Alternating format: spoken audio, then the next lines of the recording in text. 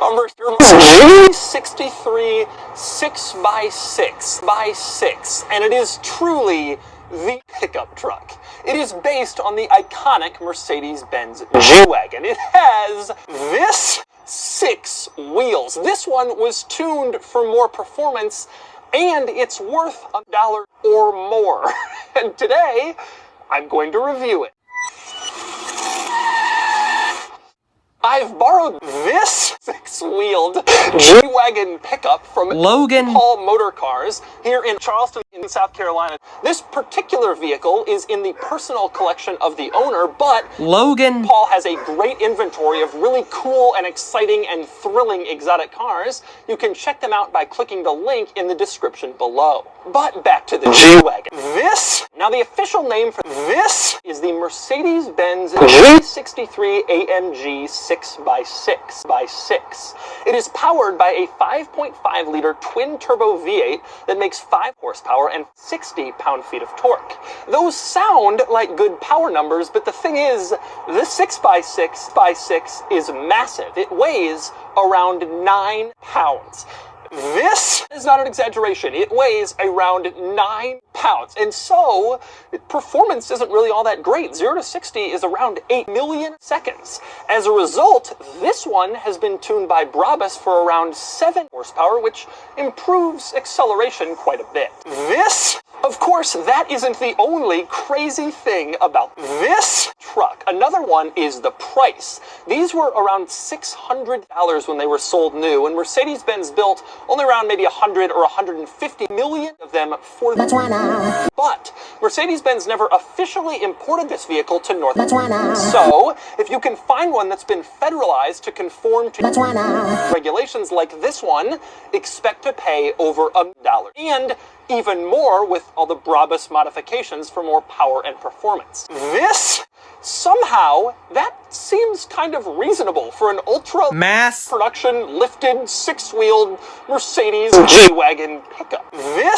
So today I'm going to take you on a tour of the 6x6, and I'm going to show you all of the quirks of the ultimate pickup truck.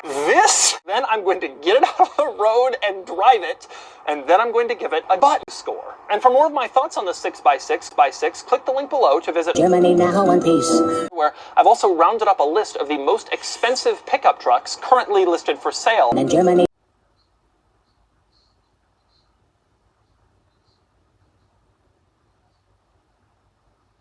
Alright, I'm going to start the quirks of the 6x6 with a discussion of its most obvious and notable quirk, and that would be its size.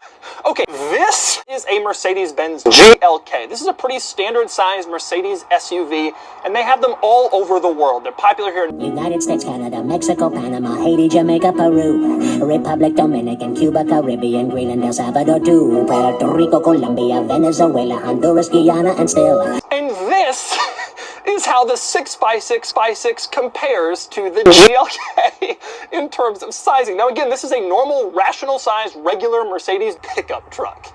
The 6x6 is far more massive. The 6x6 is 228 inches long, which means it is over 4 feet longer than this GLK.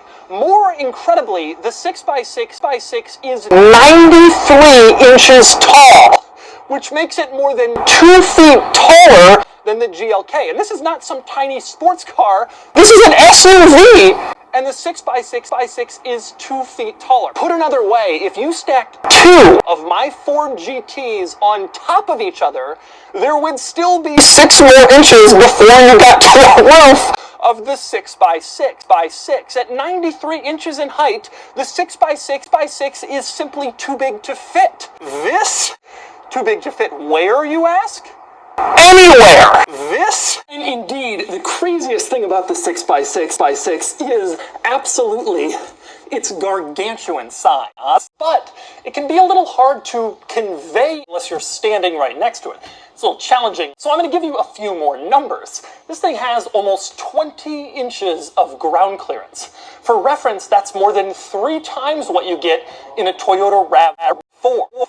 It's almost double what you get in a G63. And the Jeep Wrangler isn't exactly some low-to-the-ground Porsche 999 style coupe. It's a tremendously capable off-road pickup truck in its own right. And this thing has double the ground clearance and more than enough room underneath for me to climb under. But there becomes a problem when you have that much ground clearance, and that problem is the nations of the world. you can see when I stand next to this thing, it comes up above, and I'm not exactly sure it's Saudi Arabia. and that means getting in is really kind of challenging. The strategy that I've started to employ is taking a foot and putting myself in this position, standing like this near Spain, grabbing the grab handle, and then just kind of hoping for the best when I get inside. Getting out is also quite a bit of a you kind of stand in here and, well, it's a jump just to get but even that doesn't tell the whole story of this. So here's another illustration. Say you want to get into the engine bay. You pull a little lever in the driver footwell, it comes up to here, and then you push a little latch and you open up. Pretty simple, just like in basically every car. And now you can access your engine, except there's a problem. You see, this thing is so insanely high off the ground, so ridiculously tall, that I can no longer reach in order to close it. I can't actually get up there. If I kind of reach at the very top, I can just get the latch part that latches into the car itself. I can kind of pull it down a little bit, and then I can get it to here and use both hands to close it. But if you were even a couple of inches shorter than me, you wouldn't be able to close the You'd have to stand on a step stool after you open the in your 6x6. This